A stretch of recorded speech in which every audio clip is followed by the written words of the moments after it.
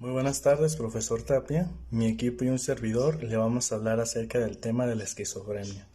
Mi equipo está conformado por Jazmín Cano García, Citlali Monserrat López Delgado, César Oswaldo Reyes López, Claudia Rojas Robles, Araceli Jacqueline Toscano Silva y un servidor, Jesús Fernández Llamas.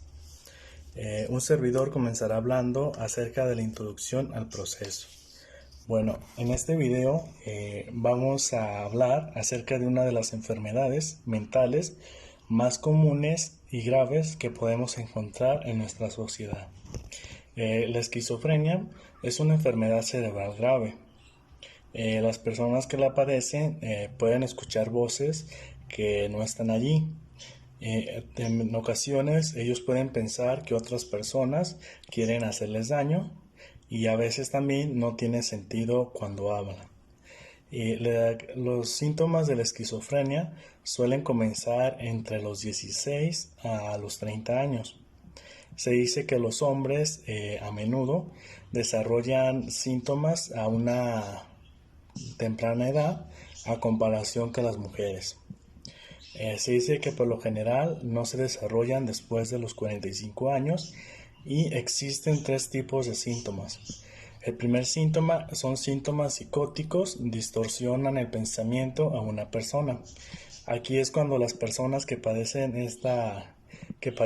la esquizofrenia suelen tener alucinaciones, suelen escuchar cosas que no existen, suelen tener delirios, creencias que no son ciertas.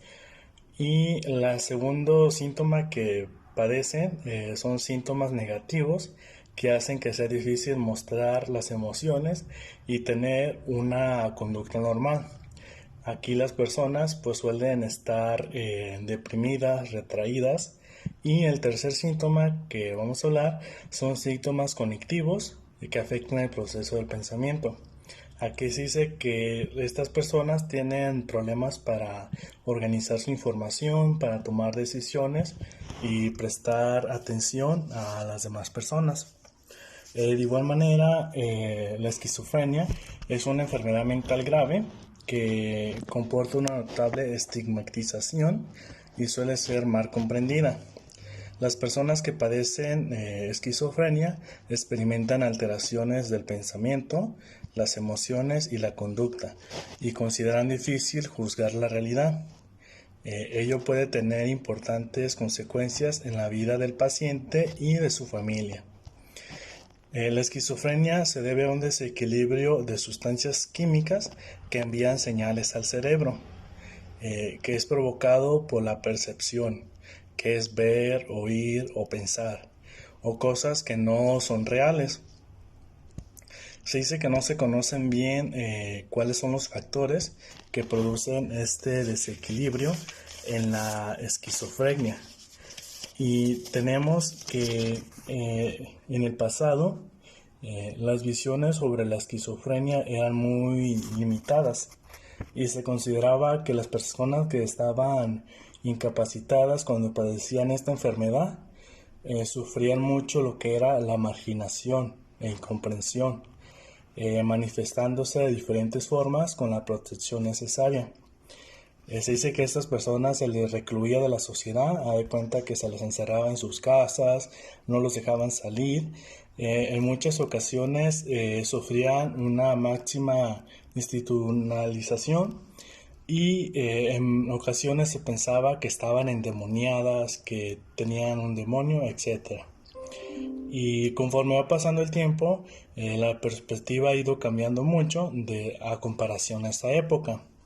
Ahora es primordial en intentar que el paciente se reintente lo más posible a nuestra sociedad. Esto es gracias a las terapias que recibe por parte de ayuda profesional y de su familia, claro, acompañado. Y se dice que la esquizofrenia afecta a una persona de cada 100. Y se dice que esta enfermedad dura para toda la vida. Y se dice también que si un niño tiene o un padre que tiene esquizofrenia, hay una cierta probabilidad de que este niño pueda tener la esquizofrenia. Bueno, ya teniendo un poco de conocimiento de la esquizofrenia, que resumiéndolo en pocas palabras, lo definimos como la enfermedad o desorden cerebral que deteriora o afecta el pensamiento, afecta las decisiones que toma el paciente que cuenta con esta enfermedad. Afecta sentimentalmente. ¿A qué nos referimos con esto? A que el paciente no es capaz de asimilar algo, ahora sí que conscientemente, y pues se pueden hacer cosas inconscientes por esta enfermedad que pues lleva a muchas consecuencias. Eh, Se preguntarán qué parte del cerebro afecta esta enfermedad, la esquizofrenia, o si no afecta o se afecta. Es una pregunta que ha dado vueltas. Entonces, principalmente tenemos que el sistema nervioso central es el protagonista, donde esta misma enfermedad que es la esquizofrenia afecta. Tenemos entendido que el cerebro es la parte de, ahora sí que de la más importante, donde nuestros pensamientos se procesa, donde todas las decisiones pasan. Y tenemos en cuenta que nuestro cerebro está conformado por varias partes, así como el hemisferio izquierdo, hemisferio derecho, y estos mismos conformados por lóbulos frontales, parietales, y estos mismos occipital, temporal, raquídeo, el bulbo raquídeo y el cerebelo. Estas partes tienen una importancia muy clara dentro del cerebro cuando se habla de funciones motrices, funciones, eh, vaya, que tienen que ver con el día a día del paciente. Para ir desglosando todo este tema, tenemos indicado que los lóbulos tienen o controlan funciones específicas. Uno de ellos es el lóbulo frontal, que es el que controla el pensar, el hablar, la memoria y el movimiento. Este lóbulo frontal es uno de los más afectados por la esquizofrenia.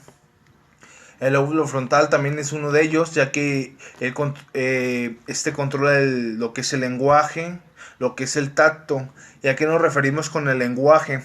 A que en veces las palabras no las decimos de manera correcta, o el mensaje que se traslada del cerebro para que salga por medio del lenguaje empiece de una manera y salga distinta. Y, y todo, en pocas palabras, todo el sistema nervioso central es afectado por la esquizofrenia. El cuerpo calloso tiene un 63% de, de afectación por medio de la esquizofrenia. El óvulo temporal un 61%. El, el lóbulo temporal un 61% también. Plano temporal. El tálamo un 42%. Y tenemos entendido que pues el tálamo es donde pues procesamos la mayoría de las ideas que tenemos también, y pues también puede ser causante de alucinaciones eh, o demencia. También tenemos que el hipocampo también un 74%, y también la materia blanca que tenemos en el cerebro ahora sí que involucra muchos procesos. ¿Por qué decimos que eso? Porque tiene una actividad cognitiva, o es donde se lleva toda la actividad de aprendizaje, la cognitiva, la atención, la velocidad psicomotriz. Y pues cuando esta enfermedad llega de manera pues ahora sí grave, dependientemente de los tres niveles que hay de esquizofrenia, esta materia blanca se empieza a no a disminuir, más bien a influir de manera negativa, desde que el paciente tiene distracciones, no está al 100% en su manera cognitiva, También tenemos que también afecta en el giro temporal superior y en el giro parahipocampal. Eh, porque ¿Por qué decimos que afecta también? Porque estos tienen que ver mucho con la identificación, con la categorización de información que uno recibe. Y eso es lo que hablamos hace un momento, que cuando la información entra, ahora sí que entra y cuando sale, no sale de la manera en que entró, se distorsiona. Y esa es una de las maneras que se puede identificar una persona con esquizofrenia, porque sus palabras no son las correctas o las combina o no quiere decir algo y no lo dice como era.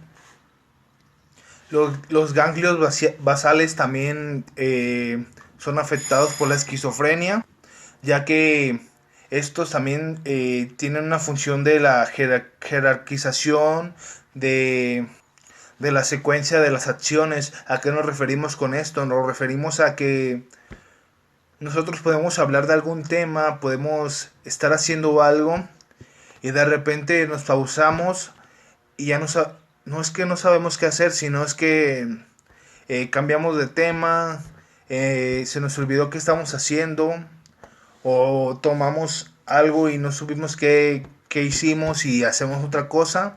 Entonces ahí cuando también afectan los ganglios basales. Y ya en un poco más resumido, las partes que tienen más afectaciones por la esquizofrenia es el lóbulo temporal, es el hipocampo y el lóbulo frontal. También tenemos que tener en cuenta que no solamente afecta a estas estructuras del cerebro, sino que también afecta a los neurotransmisores que tenemos nosotros, pues ahora sí que activos en todo momento, ¿verdad? La dopamina se puede relacionar mucho con la esquizofrenia. También se habla de los adrenérgicos, la serotonina, los serotonérgicos.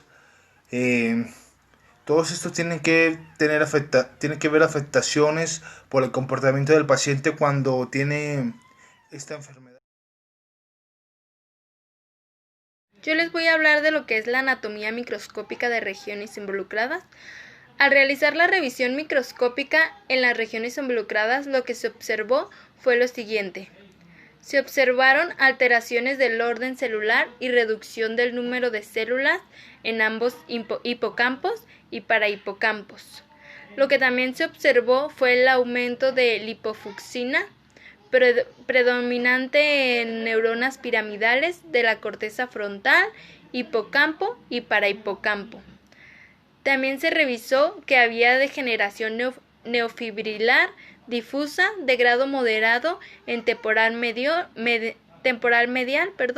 hipocampo, parahipocampo y complejo nuclear amigdalino, y en algunos casos también se observó en neocorteza frontal.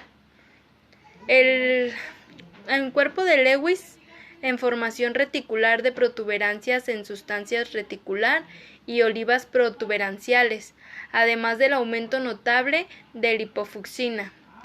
También hay una disminución de la cantidad celular. También se observaron calcificaciones en el bulbo raquídeo y en la parte del cerebelo se encontró una disminución de células de Purkinje y astrocitosis reactiva no significativa.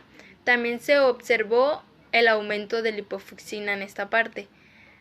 También en estudios sobre el volumen de estructuras cerebrales se muestran reducciones significativas, como por ejemplo los hemisferios cerebrales con un 8% de pérdida. También se notó la corteza cerebral con el 12% de pérdida. También se encontró pérdida de sustancia gris central y en el lóbulo temporal del hemisferio derecho se encontró una pérdida del 8% de sustancia gris y en el hemisferio izquierdo el 21% de pérdida de sustancia gris. Lo que sí no se encontró pérdida fue de la sustancia blanca.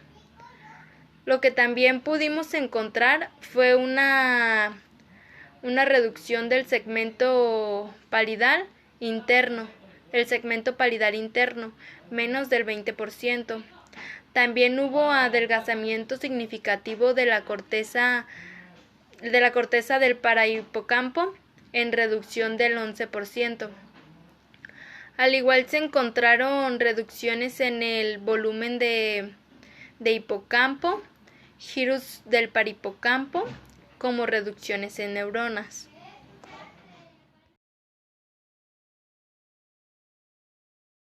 Comenzando con la neurotransmisión de la esquizofrenia, existen distintos neurotransmisores que conllevan a este padecimiento. Sin embargo, uno de los principales es la dopamina, que esta es ligada a una anomalía de los receptores neuronales. De dopamina es una hormona sintetizada por el cerebro que permite la conexión entre neuronas. Y bueno, en el caso de la esquizofrenia, en esta existe un exceso de dopamina y es por eso que existe la alteración del cerebro y es lo que desencadena la esquizofrenia. Vamos a continuar y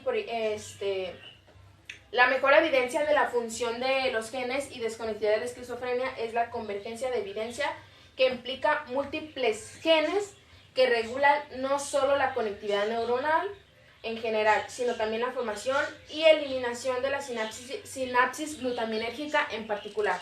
Esto quiere decir, que la esquizofrenia ya puede venir desde que una mamá está embarazada y ha tenido problemas de esquizofrenia o que viene de herencia familiar.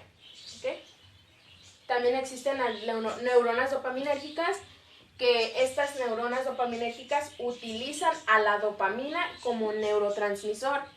Esta es sintetizada en las terminales nerviosas dopaminérgicas a partir del aminoácido llamado tirosina, que es absorbido en la neurona desde el espacio extracelular y desde el torrente sanguíneo mediante una bomba de tirosina o transportador. Yo creo que es importante diferenciar la sintomatología de la esquizofrenia con otro padecimiento. El otro padecimiento podría ser, por ejemplo, la depresión, que también causa aislamiento social. Y bueno, en el caso de la esquizofrenia, uno de los principales síntomas son el aislamiento social, el comportamiento desorganizado, la agitación, la agresión, la automutilación, el comportamiento compulsivo, la excitabilidad, la falta de autocontrol, la hostilidad y los movimientos repetitivos. Yo creo que, como ya lo dije, nunca no hay que confundir a un paciente que padece esquizofrenia y a uno que padece depresión, porque, como ya lo dije, pueden estar ligados los síntomas, sin embargo, no es lo mismo. Ok.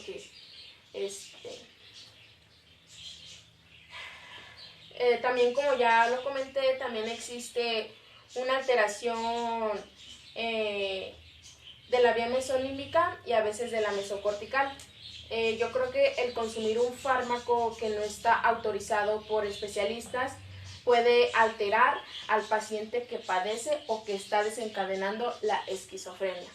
¿Okay? Entonces nunca hay que automedicar, ya que esto podría traer problemas negativos al paciente con esquizofrenia. ¿Okay?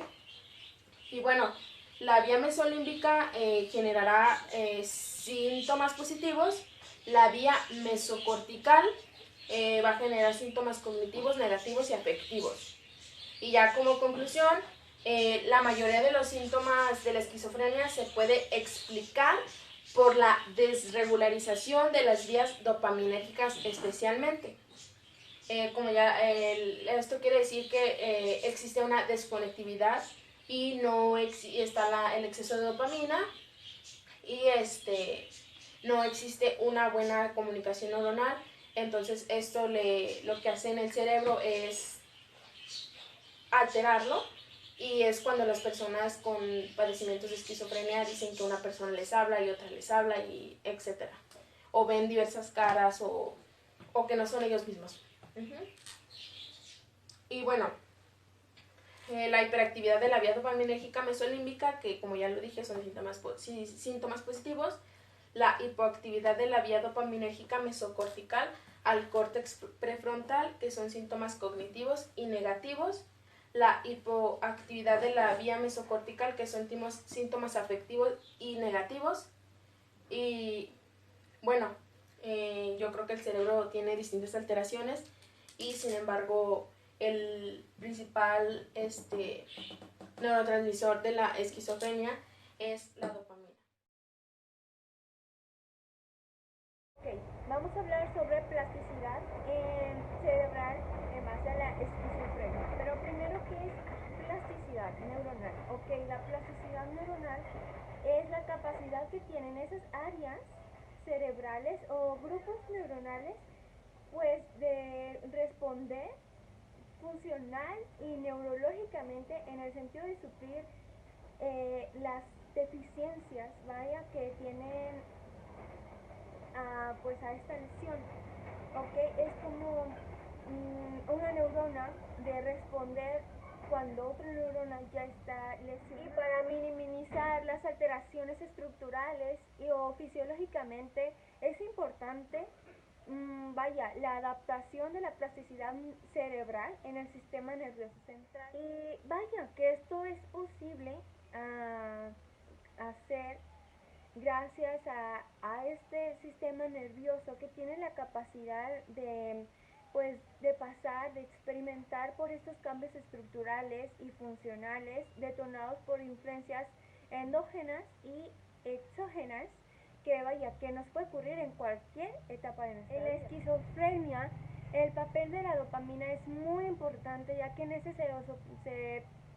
se dominan funciones muy importantes como es el área de la cognición, motor, afectiva, entonces puede ocurrir en cualquier etapa de nuestra vida. En la esquizofrenia, el papel de la dopamina es muy importante, ya que en ese se dominan funciones muy importantes como es el área de la cognición, motor, afectiva, entonces, se ha propuesto que esto subyace de fisiopatologías con trastornos psiquiátricos y neurológicos como importantes, como es el caso de la esquizofrenia, Entonces,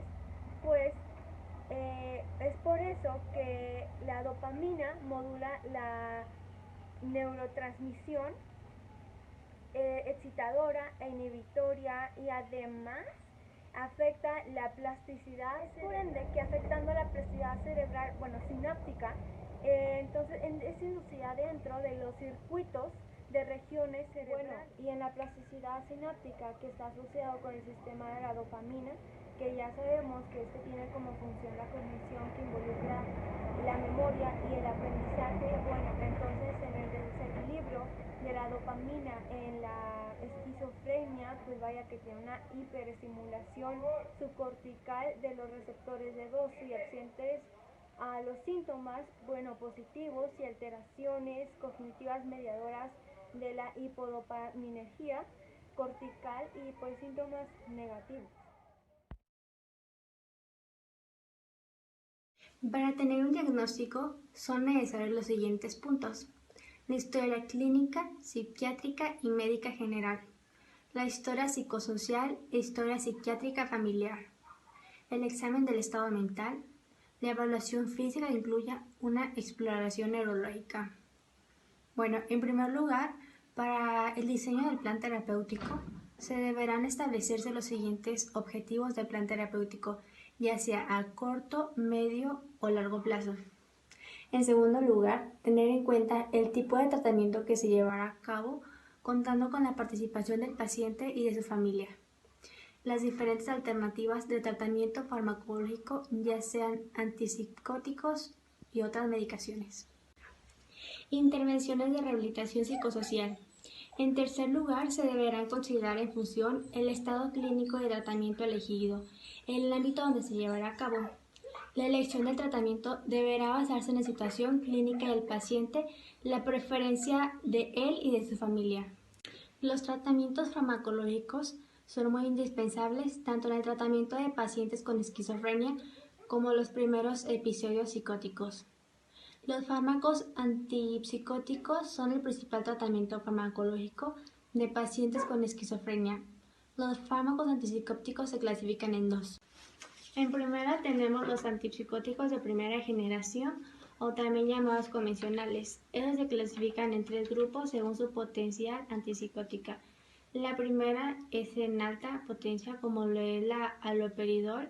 En segunda potencia, que es la intermedia, es un ejemplo de esta, es la perfenacina. Y los de baja potencia, como lo es la clorpromacina. Estos son eficaces para reducir la mayor parte de los síntomas positivos, como lo son alucinaciones, delirios o conductas extrañas. Por mencionar algunos antipsicóticos convencionales, como lo es la clorpromacina, está indicada también en la manía como tratamiento complementario breve a la ansiedad grave, la agitación psicomotora, la excitación y en la conductividad violenta y peligrosamente impulsiva. La dosis habitualmente de mantenimiento por vía oral oscila entre los 75 a 300 miligramos al día, según la respuesta. Otra es la tioproperacina. Esta está indicada en pacientes con esquizofrenia, con ansiedad, delirio y manía. Los efectos adversos más frecuentes son trombocitopenia, hipermia y anorexia. Se utiliza por vía oral y las dosis terapéuticas están entre los 30 a 40 miligramos al día. En segunda, tenemos los antipsicóticos de segunda generación o también llamados atípicos. La eficacia de los antipsicóticos convencionales está mediante el bloqueo por receptores dopaminérgico 2 a nivel límbico. Con el surgimiento de los atípicos se ampliaron las expectativas de tratamiento y de una mejor calidad para la vida del paciente, ya que ofrece los mismos eficacia que los típicos, pero con la ventaja de que provocan menos efectos extrapiramidales. Por mencionar algunos antipsicóticos típicos, como lo es la aripiprazol, esta tiene bajo riesgo de efectos adversos y extrapiramidales. Tiene aumento de peso, no presenta efectos psicosexuales, o sea que no afecta a la prolactina, ni altera los metabolismos de colesterol, ni triglicéridos o de glucosa.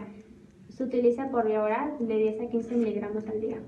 Por mencionar también la risperidona, el bloqueo sobre el receptor serotoninérgico 5-HT2 mejora a su vez el dopaminérgico en esquizofrenia. Tiene escasa afinidad por receptores betadinérgicos y muscarínicos y alta por alfa-1. De nuestra parte sería todo. Esperemos si le haya gustado nuestra presentación, nuestra información sobre la esquizofrenia.